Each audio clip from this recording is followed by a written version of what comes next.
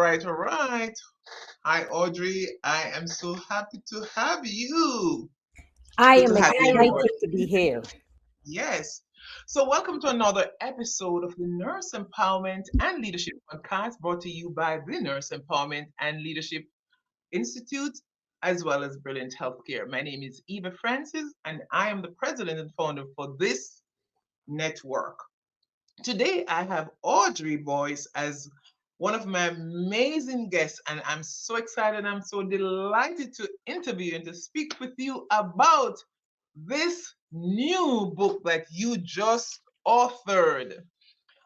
Ladies and gentlemen, the purpose of this podcast is to highlight amazing, awe inspiring nurse leaders and healthcare leaders who are not only breaking barriers, but they are serving in their communities, in their churches, in their businesses, in their organizations, as well as in their families. So I have Audrey Boyce here today. Welcome again, Audrey. Oh, I'm so happy to have you. Yes, I am excited to be here. And this is a wonderful platform that you have that you're able to share with other nurses about things that are important to nurses and to leaders. So I thank you for inviting me to be here. Yes, yes. This is a great book that you wrote called Empowering Nurses Through Self Care. And the subtitle is Unleashing Your Potential and Thriving in the Nursing Profession. Empowering nurses through self care, unleashing your potential, and thriving in the nursing profession. When I saw that title, that grabs me because I'm all about unleashing, maximizing your potential. I'm all about that, especially in healthcare, especially in nursing today and as leaders.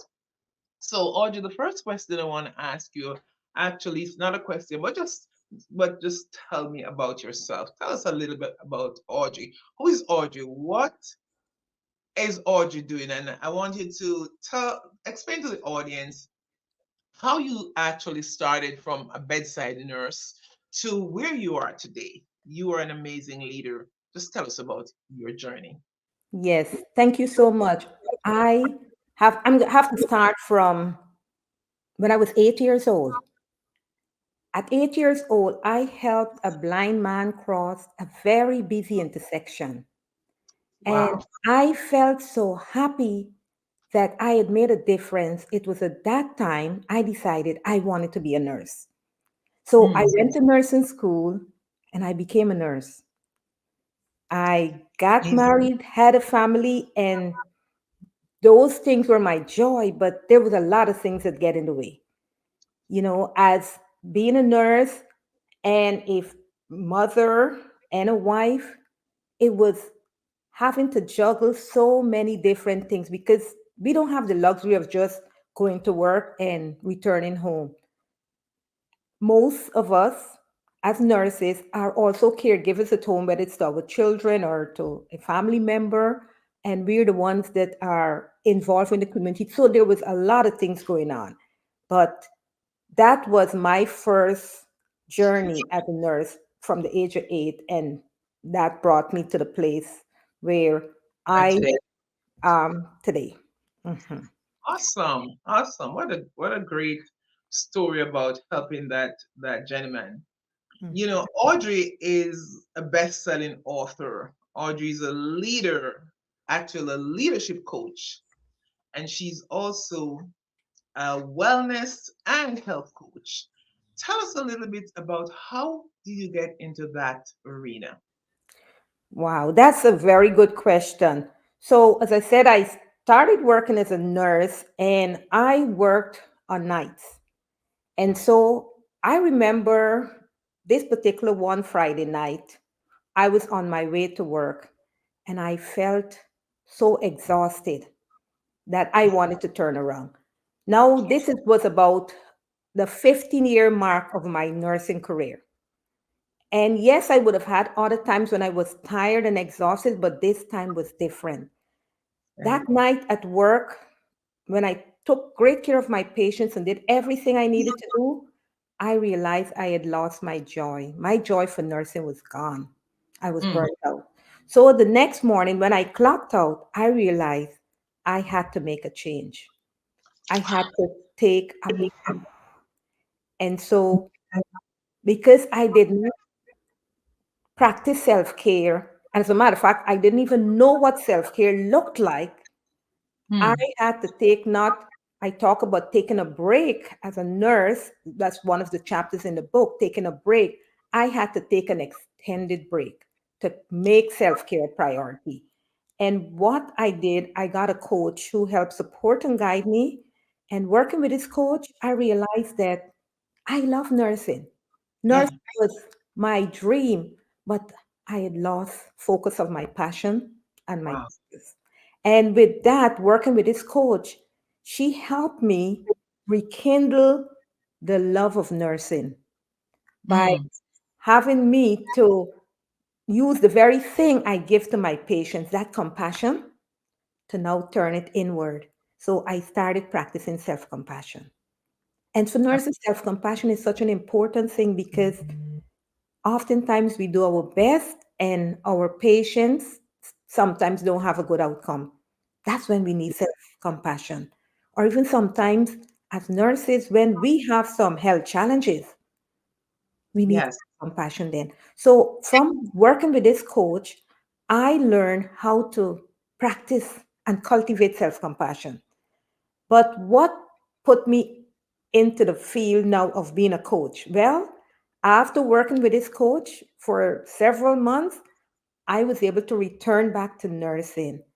And Eva, what I saw when I went back into nursing was I had my other colleagues who were experiencing the same thing that I had gone through several months before. And they were normalizing it. And I'm like, this is not normal. Not normal. It's not normal. And we shouldn't. So somehow I started coaching them. I didn't have title as coach, but I would just tell them, oh, I'm doing this. And I started talking to them about self-care just as colleagues. And fast forward a few years after that, I went to Duke Integrative Medicine and I became a board certified health and wellness coach. This way I was able to really speak in and understand the concepts of what make things change. Because oftentimes people are like, oh, I want to change, or even think I want to stop smoking, I want to start exercising. All those things are changes. But there is a certain aspect that before change happen, a person has to come to a place where they want to change. And so learning how to take someone through that journey from pre-contemplation and contemplation to actually making the change, that is what coaching taught me. And that is what coaching I use when I'm working with my nursing colleagues to help them break the cycle and make that change where they're able to care for themselves without having to give up their careers. Awesome. That is so powerful and amazing.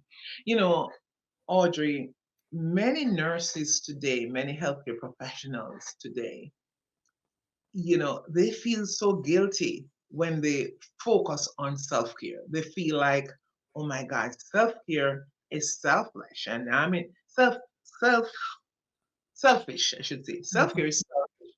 And I'm a healthcare professional. I should be taking care of my loved ones. I should be taking care of patients. Why am Mhm. I focusing on taking care of me? How can you encourage nurses not to feel guilty about taking care of themselves? Because until all of us actually focus and take good care of ourselves, we won't have the energy and the stamina and whatever it takes to help others. Why should we fill our glasses first? Very good question. Like I said in the book, self care is not selfish, nor is it a luxury. It is a necessity. Necessity. And it should be a part of our daily living. Like one of my colleagues, Dr. Latour, she always used the term in which I borrow from her. Self care is an activity of daily living. Now, nurses know what activities of daily living is, the things you do every day, grooming, brushing your teeth, all that stuff. So if we were to think about self-care in that manner, in that way, I think we would get to a place where it become part of our routine. But Mm. until then, we still have to keep saying that you have to do it. And it's not luxury, it's not selfish, it's just a necessity that you need. Now, Yes, yes. why is it important? Because, like we hear on the airplane, you must put on, secure your mask first before you assist someone else. I learned Mhm. that the hard way because we have to be able to care for ourselves in order to be better equipped to care for our patients. And I think when we care for ourselves, we manage our stress better, we are more resilient, we are more mindful, Yes. we are better caregivers when we care for ourselves.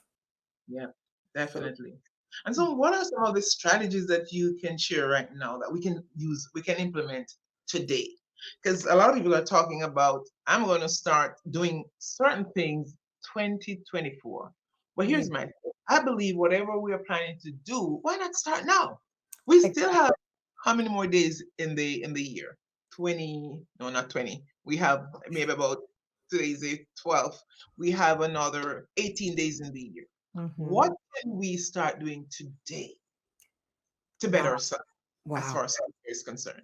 A Yes. strategy, some of them with us. There is no time like the present. So, what we can start today. I talk a lot about mindfulness as a tool for self care. And what mindfulness is paying attention on purpose. And Yes. mindfulness is very simple, but yet has so much rich benefit. For example, as a nurse working in a very busy unit, you can take 3 to 5 minutes, find an area, and just sit down and do some deep breathing. Yes, You yes. will be surprised what 2 to 3 minutes just deep breathing Mm. will help you so you don't go through that whole 8 hours or 12 hours without checking in on yourself. Another thing is the body scan. Oftentimes we're unaware of what's going on in our body because we are in this autopilot. We're just doing, and we're running because we know we have to take care of a patient and we don't want to stop because we think we're going to fall behind. But I suggest to you today if you stop and take a break, it will help you to be more productive. It will help you to complete your shift without that overwhelmed feeling and in a much more relaxed way. And I think that's why it's funny. I say take a break. You need to rest in between, your shifts. Not just you stop for a lunch break and you eat, but you need Right. to rest to check in with your body.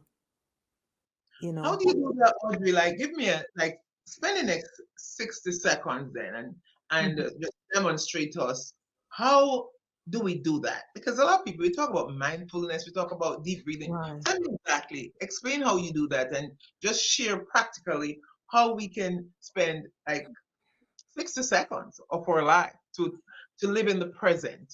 That is so good because we all breathe, right? We breathe every minute. We breathe without thinking. That's a um, uh, we do that unconsciously. We breathe. And so when you do it in a mindful way, you're paying attention to your breathing. So, Mm. for instance, you can maybe close your eyes or lower your gaze. You don't even have to close your eyes. You can just lower your gaze and just focus on your breath. And you breathe in and you breathe out. Breathe in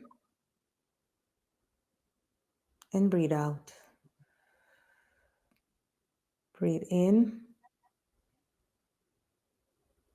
and out. Breathe in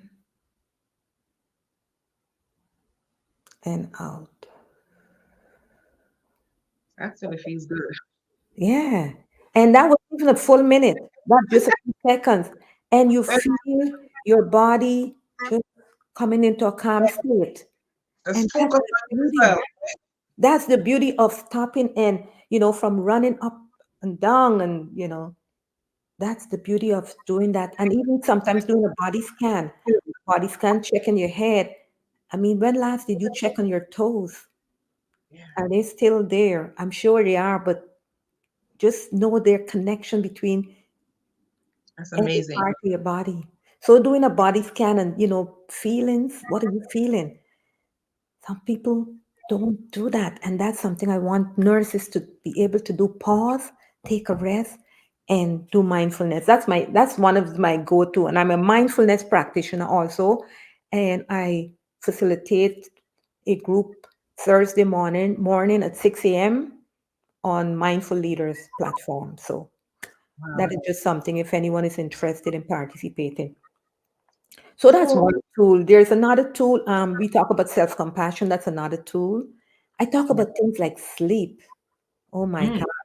Yeah, I saw the chapter in your book. That's a Sleep, powerful chapter. Sleep. sleep is so important. I heard someone talking last week from the stage, and she was saying how much she have accomplished and she doesn't sleep, and sleep is overrated. But I know she said that to get laughs, but I was like, no, sleep is not overrated. Sleep is part of a vital signs. I think that is so important, just like your blood pressure and all those things. Sleep is so important because your sleep is going to determine so many things about you. Yeah. Your mind, how the clarity of your mind is going to determine in terms of your immune system. It's going to determine your mood. There is so much your sleep determines. And so sleep is very important because the fact that we work in a fast-paced environment as nurses that work in the hospital, even nurses, outside, you want to be creative, you want to be innovative, you want to make things happen. You want to be able to sleep, have a restful sleep, make sure you give yourself 7 hours a night or more. I mean, the gold standard, it depends on your age and your activity, but at least we know 7 hours is where the minimum should be. And so sleep is a tool you use to for self-care. Um, I also talk about nutrition, exercise. Go to nutrition. I have a question on sleep because we know many of our nurses, and we are, but for of our audience is Mhm, mainly the nurses. mhm, And Audrey, many nurses are say they're complaining then that they can't get the quality sleep that they would love to mhm, have, mhm. uh, basically because of their irregular schedule, because of the night shift and all that.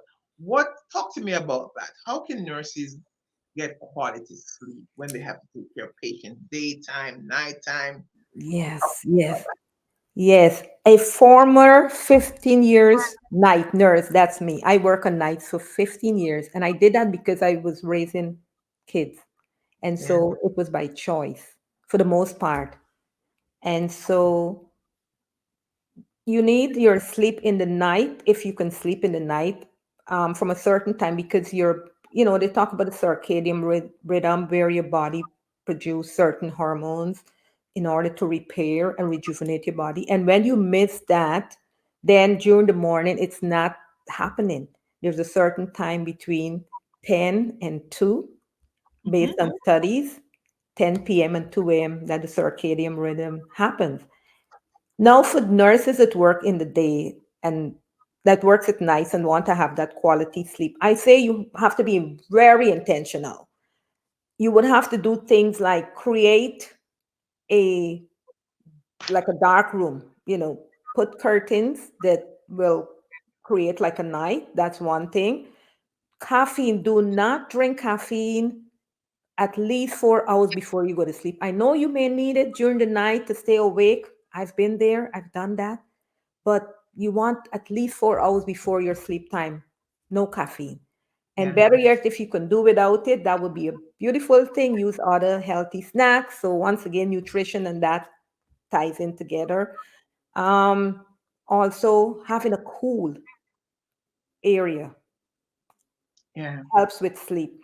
And also, people say my mind is racing. I can't settle down.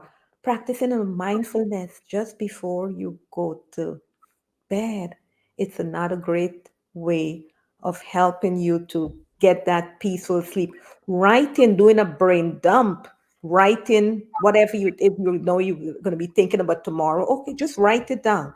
Maybe take 5 minutes and do a journal. exercise. All those are some strategies to help you to sleep better. And I And believe, I'm sorry, go ahead. Go yeah, ahead. you go ahead. Yeah, I was going to say, because self care is so powerful in healthcare and Mhm, in nursing, I believe that self care can lead to better staff retention and staff recruitment. So, what mhm. I was going to ask you, what can leaders do? How can leaders help their team members, their staff members, to how can they promote self care then to their staff members, which will help with recruitment and retention in Right, organizations? right. That's a great question. One of the things that I shared with a group of nursing students yesterday, 33 to be exact, that had their award ceremony. They Oh, attend Georgia Gwinnett College and they will be graduating. They're going to be professional nurses graduating on Thursday. Actually, I'm going to be attending their pinning ceremony this evening. wow. They are prepared because they've learned the clinical skills, they've learned the knowledge. But this was one college that has now incorporate self-care as part of their curriculum. Yeah. And so I've been being there yesterday and I give every student a book and we spoke about it. They Mm, are now creating a new culture in nursing. And so they're all going into the hospital. I had conversations with them with this desire that they're going to be caring for themselves and they know exactly how to do it. yeah. So for nursing leaders who currently are leading a team or a unit or just an organization, I think introducing a new culture into the healthcare space where nurses care for themselves would be wonderful in terms of helping them to not get burnout, not feel overwhelmed, not feel as though they're not um, have job satisfaction. So I think it starts from there, and that will definitely help with retention. I mean, I did a lot of research Hmm. on that particular topic. And I talked a bit more in extent in chapter 10, where I talk about the nursing staff actually creating a wellness program where they work and Mm, what it would look like to introduce this new culture. It will help with job satisfaction, job retention, and they will end up spending much less money, even on things like, people being out of work because of anxiety, depression, burnout, just to name a few. People will take better care of themselves. And we know nurses are also suffering from chronic conditions.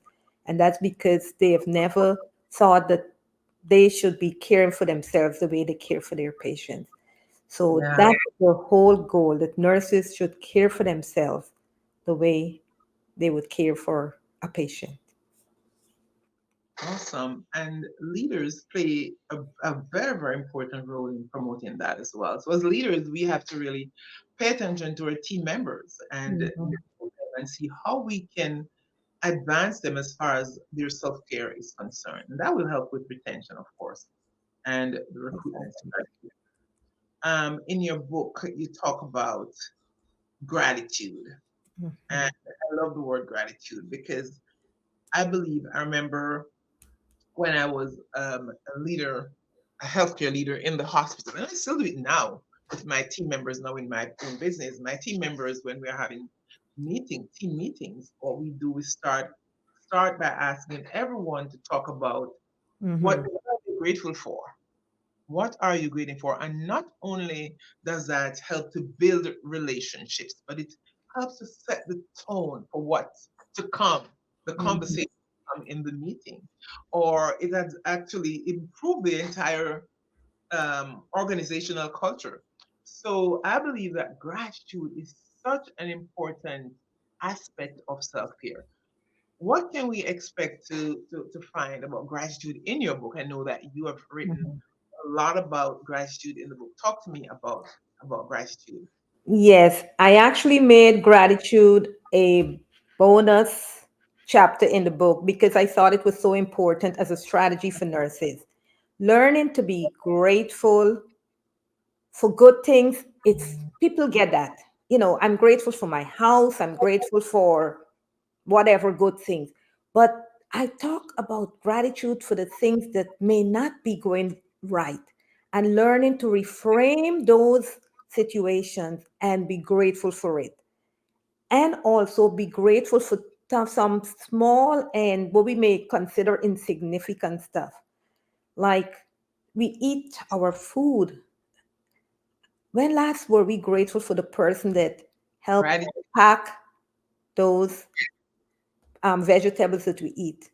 When last did we say we're grateful for the people that pick the vegetables? When last did we say we were grateful for the person that is plowing the lawns, the ground so that the vegetables can grow?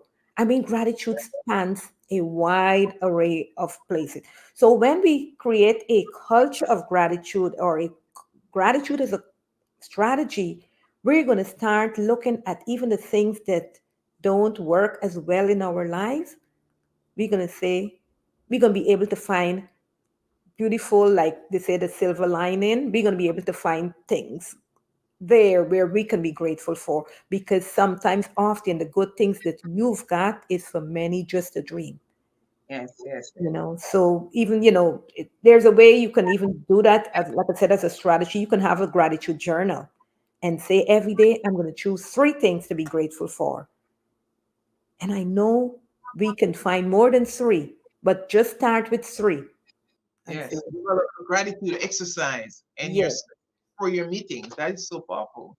That ex- is great. exactly.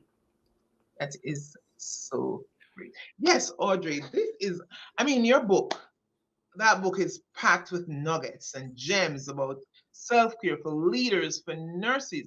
So I'm going to encourage everyone to go on Amazon and get that book. The book is called Empowering Nurses Through Self Care, unleashing your potential and thriving in your nursing profession. And you don't have to be a nurse to read that book.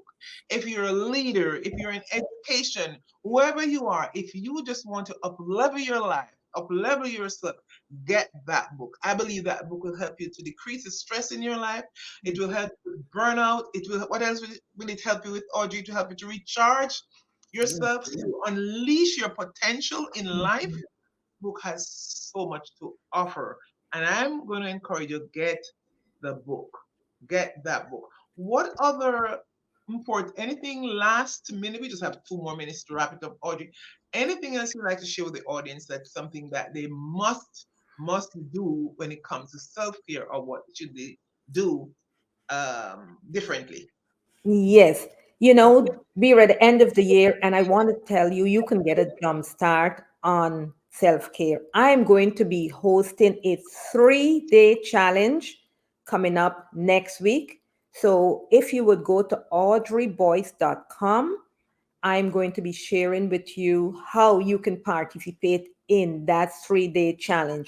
And also, I will be hosting a 6-week group coaching for nurses, and that is going to be in January, starting January 9th. You can go once again to my website, audreyboyce.com, and there's the enrollment area that you can enroll. You see, when you get into community, also, it helps you because people may say, oh, I tried this self care thing and it didn't work. Well, guess what? You're going to have supportive colleagues around you. You're going to have accountability.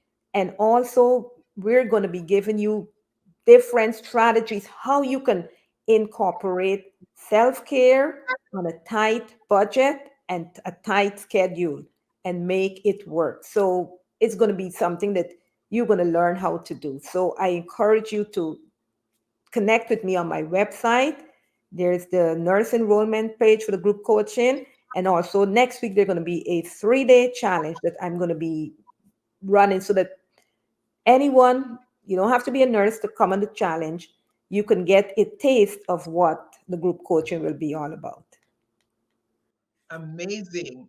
And so go to audreyboyce.com. You'll get all that information to kickstart your year And if you're out there and you're a nurse leader, you are in any leadership position, and you need Audrey to come to your organization to speak about self care and to motivate, inspire, and empower your team so they can get better, so they can be more productive, you can go to audreyboyce.com and request her service. She can come to your graduation, your printing service. She will do anything to get your staff, to get your team to the level that they need to be so they can be more productive, so they can be better workers, better team members. Audrey, it was such fun having you here this evening. So much great gems, good information.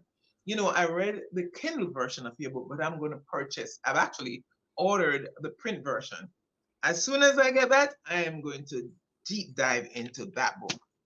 So, once again, thank you so much for your time. It was a pleasure having you. I've learned a lot. And, ladies and gentlemen, nurses, leaders, make sure you reach out to Audrey. Go to her website, audreyboyce.com. Get her book on Amazon. And the book is called Empowering Nurses Through Self Care. Get her book. Share that book with some nursing students, with some nurses. I want you to purchase that book and make sure that we take care of our lives, take care of ourselves.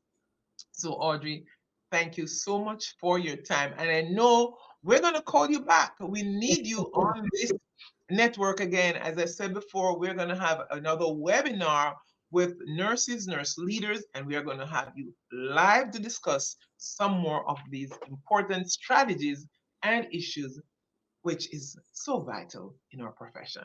God bless, and you take care. And thank you again.